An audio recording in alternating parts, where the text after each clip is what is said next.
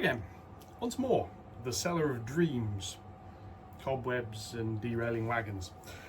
Yeah, what have I been up to this weekend? Nothing that's visually, I'm just picking a bit of plastic up, nothing that's visually terribly impressive. So if you guessed this was a wiring weekend, you are correct. What I'm going to do, we're going to have a quick look at what I've done. Don't worry, I didn't video it, I'm not going to make you watch it. It was bad enough doing it, never mind editing it. So we're going to have a quick look at that, and then I'm going to have a few comments on some videos I've done, which I want to have a little look at. So, on with the show. Okay, this weekend, this is the control panel. A few changes have been made. Notably, this bit here now exists. And as you can see by a red bit, and where the N2 is lurking, all the way over there, I'll zoom in a bit, it's powered up. The reversing side doesn't yet work, so I can't run trains all the way around yet. That's going to be the job of the week coming. I need to make some relay boards. But, wandering around here, where the N2 is now has its power feeds. This section here had its feeds anyway. They went into that. They now go down. Here, zoom again. That top DTC8 board, I finished assembling it. I've added those green wires and those pink wires. I've added a second PCF 8575. I've modified the software and it all works. So I now have block detection everywhere except these three lines here. The points are on the detection system. These two run to there without. This siding runs up to here. I've got to get the DTC2s built for that. And board I doesn't yet have block detection. It also doesn't yet have a control board, so even if it had it, it couldn't tell me about it. Lots of wiring. I've tried to do a bit of tidying. I have a load of mounting points for the tie wraps coming, so I can try and sanitize some of this a little bit. But that has taken several hours. Finishing the assembly of that board off took about an hour last night, adding all of the sensor coils, which when I drag up one of the unfinished, unopened ones here, are these black things here. So adding those, running wires around. It's an 8-channel board. I'm only using 6 channels, which is just as well because one of them is completely unusable after I've basically destroyed part of the board with a soldering error. So it's now it's a DTC 7.5, so to speak. So yeah, doesn't really matter. Don't need it. In theory, in practice, I probably do, because the track above will need loops. I've not decided on the wiring scheme for that yet. That may well have brakes. That may well be connected up via a slightly different method. I've not. There's going to be other things sitting on top here, so I'm going to do that some other way. That's a tomorrow problem. But that's basically what I've been up to. It's not a huge amount of work.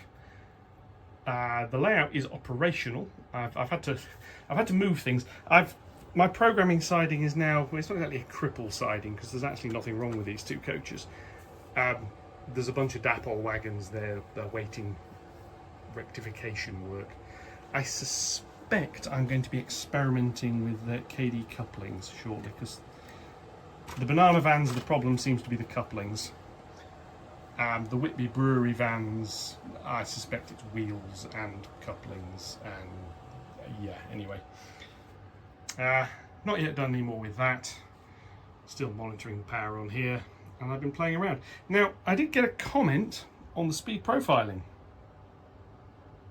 So I've just noticed there's a coaching rake sitting on the middle of the main line all on its own. I've had my fitted freight trains, so the K3 here. I've now actually also profiled the Q6. To give you some idea on its profiling, I'll just find the bit of paper I've been writing these things down on. The K3 which is this lovely little beastie here, to go at 30 miles an hour is a speed setting of 43. The Q6, lurking over there behind the Flying Scotsman, to get to 26 miles an hour, it needs a speed setting of 73. That's how different they're profiled in the decoders. And to be honest, I'm tempted to just recode the Q6 back into a linear profile, just so I've got a bit more control about where I want it to be. Comment came back in. I suggested that unfitted freight ran at about 30 miles an hour. I think that was the maximum line speed. More common apparently was around 25 as a sort of, this is the speed limit you've got, with trains often going and timetabled to run about 5 miles an hour under that, so they'd be running at about 20. Keep in mind these trains did not have speedometers on board. There was basically, there was nothing really electrical on board a lot of these things in the early days. It sort of came a little bit later, a little bit of a dynamo so you could have a light or something, but that was about it. Yeah, so I need to do a bit of re-speed profiling slightly slower, which is actually quite useful because I want things to run a little bit slower. Anyway, that's enough waffle. I'm going to bring that M2 back round and recover its coaches, and we're going to run a couple of trains and we're just going to have a little look at them. So I'll be back with you in a mo. Okay, back. Yes, a couple of trains rumbling around now. We'll have a look at those in a minute. But first, a few questions I've had. And I thought easier, I've done some answers online, but easier to look at this. So the first one from 1701 Flyed Flyer. What is your track cleaning regime in your dungeon? Presumably means down here. I bought a charge. Don't know what that is, but I can imagine it's some sort of wagon. Bit pricey, but bung some IPA in it and let a loco shove it around the track for a couple of circuits and jobs are good. And I think that's that brass tanker thing that you see. Also use an aluminium oxide track rubber, but find it gets a bit tedious. Surprisingly, because it's made of rubber, it also gets a lot of track dirt on it that needs to be cleaned off with IPA and a cloth. Makers claim the dirt gets pulled up into the rubber, but in my opinion it doesn't, and if you don't clean it you end up smearing dirt all across the tracks. I have a derailment. Yes, one of the wagons towed behind the Q6 has just decided it doesn't like rails. I'll sort that out in a minute. Yeah, track cleaning regime. Eco track rubber. Basically that's it. I don't really have a regime as such. It's very much ad hoc. If I get trouble in a certain area, I'll go and have a look. I'll run the track rubber around it a little bit. I've got isopropyl alcohol and cleaning bits and pieces as well I can use as backup. So far it's working, and then the good old portable hoover for clearing up bits just every now and again. Dust. If I've not been down here, if I've not been running things for a while, I'll run the hoover around. It's not really a regime as such. G5 going past there. I really, really like that loco. I've speed profiled that one now as well, and she should be doing a scale of about 40 miles an hour. And she's good. She will go faster than that, but she sounds like she's machine gunning something. So I'm going to leave it at that, I think. So yeah, there's loads of different ways of cleaning track. At some point I am going to have to get a track cleaning coach, wagon, or make something. Previous layout of mine was in a loft. I took an old Hornby Mark IV coach and I added a little bit of tape, and I had a bit of hardboard rough side down that just hung underneath it. You had to pull it, you couldn't push it round. And that just got a little bit of IPA soaked onto it, and round it went. Seemed to do alright. So that's that one. The next question from Foggart1959. So you're a Merg member? Yes, I signed up a while ago. Rob over at Little Wicket, he showing various bits and pieces. This was when I was still upstairs with my Engage layout, and he sort of showed certain bits and pieces, and I thought, I'm going to have a look at those guys. I'm going to see what they've got. And they've got loads. It's and the membership's fairly cheap. I forget exactly how much it is. I think I went for a 3-year membership. But yeah, loads of little kits in bags. This is a block detection. It's not just DCC, they do a lot of DC stuff.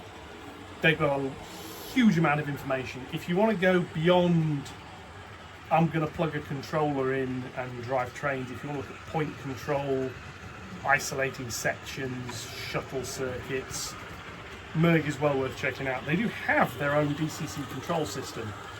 You can get boosters, you can get handsets, all as kits. So the prices are actually quite reasonable. And once you've paid the annual subscription, which isn't much, and you get a journal through, like a magazine every, I forget how often it is, every couple of months I think. And there's good articles in that, there's good information in that. Some of it's a little bit technical.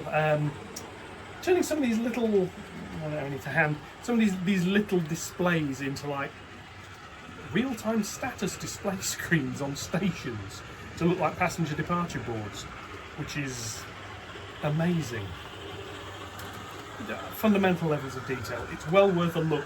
Even just as a non-member, have a look at their website. There's some stuff that's available to non-members. They've got a book you can get and download it chapter by chapter, which has got whole loads of little bits of advice. They've also got their own forum. I'm not sponsored by them, I'm just a happy member. So, well worth a look. I'd say if you, I mean, it's less than the cost of a coach for less than what I've paid for a coach, never mind a new one. I saw some of the Hornby teak coaches earlier, looking like 70 quid each, and I just thought, it's steep. Anyway. So yes, I'm a Merg member. Well worth it. Nerds Unite and all that sort of stuff. Next one. Kitchen Ham Farm. This is a comment on my little light, which is down here, showing the DCC track power indicator that comes on green when the power's on. It says, great stuff. Would it be possible to have a red light glowing when the track power is off? Not that you'd need it, but just interesting. Watch this space. Yes, perfectly viable, perfectly easy to do. It's actually what I got these little opto isolators for. Among other things, some of the things I wanted them for as well. You need a second power supply, because obviously when there's no power from the DCC, how do you make a light come on with no power? So you need a second power supply. And then basically the green light is from the DCC, and you have a red light that comes on when it doesn't detect that. It's relatively straightforward to do, but we'll have a look. There's going to be a video coming up on how to do that. I want to do something similar when I finally get round to building the emergency stop. I've got the switches for a couple of weeks ago. It'll just be a useful little thing to have. So that's that one. And then finally, Neil Harbert 8394. Now this is a long one, but it's a good one. This is off my video the other day about train speed running. It says, have me look up freight speeds. Unfitted freight will be 25 miles an hour, so the crews control the train, so the axle boxes wouldn't catch fire. And presumably because private owner wagons weren't exactly maintained in pristine condition. Yes. Partly fitted freight could travel up to 45, depending upon the mix of fitted and unfitted. I believe the fitted stock needed to be attached to the locomotive to benefit from the loco's braking system. Yes, you had a fitted head. Charlie, Chadwick Model Railway, he did a wonderful video on mixed fitted unfitted freight. And stuff I've got all unfitted, but yeah, you put the fitted wagons at the front, otherwise they count as unfitted, and there's a number you're supposed to have of them. It says, then you get the high-speed stuff, the Great Western brown wagons. Often used on perishables like fish, fruit, etc., could run up to 65, occasionally hauled in a passenger train. Yes, like my extra long CCT, both the Hornby one and the kit-built one that I bodged badly, and it's still here. I haven't got rid of it, I have still got the thing. So yeah, reading between the lines, and while these would be maximums, generally the trains will run 5 miles an hour below the limit. Meanwhile, passenger stock has a higher limit. Not sure there's really a difference between local and express limits. For these, you're getting into the realms of safety, comfort, and the age of the stock. Prestige passenger stock was generally brand new. Trains would carry names like Flying Scotsman, Cheltenham Flyer, Cambrian Coast Express. Named trains would be given priority running, and other trains that ran that route without the names still run at similar speeds. But the local trains were generally with older stock, and age stock would be relegated to the branch lines and the low-use lines. You would generally run slower through a station, especially if they were facing points. Tighter curves would entail a slower speed. Track in need of maintenance would have temporary lower speeds. Passengers tend to get too bothered if they're bouncing around too much. Cattle and sheep probably do too. And then he notes here, incidentally, the fastest steam train in England was the Cheltenham Flyer. Scheduled start-stop average speed of 71.4 miles an hour, typically Castle Hall. When other trains hit higher top speed, cough, mallard cough, it wasn't until diesels hit the scene before this end-to-end average was exceeded. Really, really welcome comment, very excellent. And somebody on National Model Railway, I forgot I was going to write down, also noted that cold brakes on a brake van weren't very effective. They needed a bit of heat in them to really work when you needed them to work. Otherwise you had to wait for them to come back up to temperature and then they'd work. So there was that as well. So yes, my comments were that I thought I possibly was running these freight trains a little bit too fast. I've now got some backup to slow them down a bit. So the Q6 that was running and will be running again in a few minutes is set up to be about 25 miles an hour. The passenger thing, like I say, the G5 sounds better at this speed than it does going much faster. It actually sounds a little bit better going slower, but I think it looks quite nice. The passenger trains will continue to run at a slightly higher speed. The N2 will run at whatever speed I can get at without wearing ear defenders until I do something about that. So yes, that's some of the feedback I've had. There's been some other bits and pieces. I've a few sort of comments on using Arduinos for speed monitoring. I think Ian over at Train of Thought is going to be having a little play with something similar in the near future, which I very much look forward to watching. I probably will do a video on the code I did behind it, but more this is how you can use MQTT, possibly add some Wii throttle bits and pieces and just say, this is how you can do this sort of thing. But that's about it for this week. The weekend has mostly been dominated by wiring, which as we all know isn't particularly interesting to watch. So what I'm going to do now, I'm going to re-rail the Q6 and just watch some trains running. I think what I'm going to do is take out the two wagons, which seem to be the ones that might be derailing. My cripple siding is getting fuller by the day. I need a new one. I might have to dig up another piece of track at some point. Yes, so we shall go off and we shall watch some trains and I shall carry on wittering in a moment. Yeah, so here we go, on with the wittering. And yes, nice little speed there. So yes, I've moved a couple of coaches out of the way and I now have a slightly more impressive collection of cripple wagons, which I weighted the Hickelton wagons with a couple of coins. It helped. I wouldn't say it was perfect, but it helped. Here comes the Q6. This is at about 25 miles an hour, the scale speed. So I think that looks decent. Yeah, the G5 rumbling around again, making a lovely noise. And just because I can, where we are. I love sound effects. On the scenic section, so if you ignore the stuff in the foreground, this is a slightly better picture of the two of them rumbling past each other. So yeah, Q6 going a little bit faster than I used to run her. Basically because I didn't have a clue what speed to run her at, really. Now I know, so there we go. She's going to rumble around here like this. And I'll wait for them both to clear out the way so I've got a little bit of space for a second. Go past each other around here. I have a magic piece of paper I've been writing down speed table data. I haven't done everybody yet. Most of them have got some numbers with the exception of the N2 and the J52. J52 lurking here. J52 is poorly. I need to... well, the N2 actually I need to open up because she's juddering slightly. I need to sort that out. But that's basically been it for this week. So we have various sounds on here. Whistle up that one there. We've got, oh, what else have we got?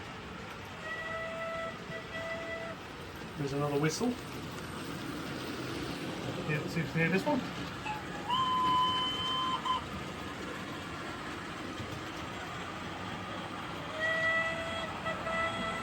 Which is quite nice. So, yes. So there's plenty coming up.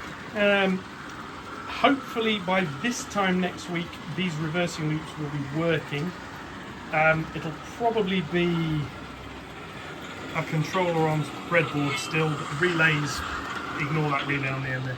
The relays should be on their own board. There's not as much space on here as I thought there was. Basically I've got between here and about here, I need to get the Arduino board in, I need to get 3 relays in.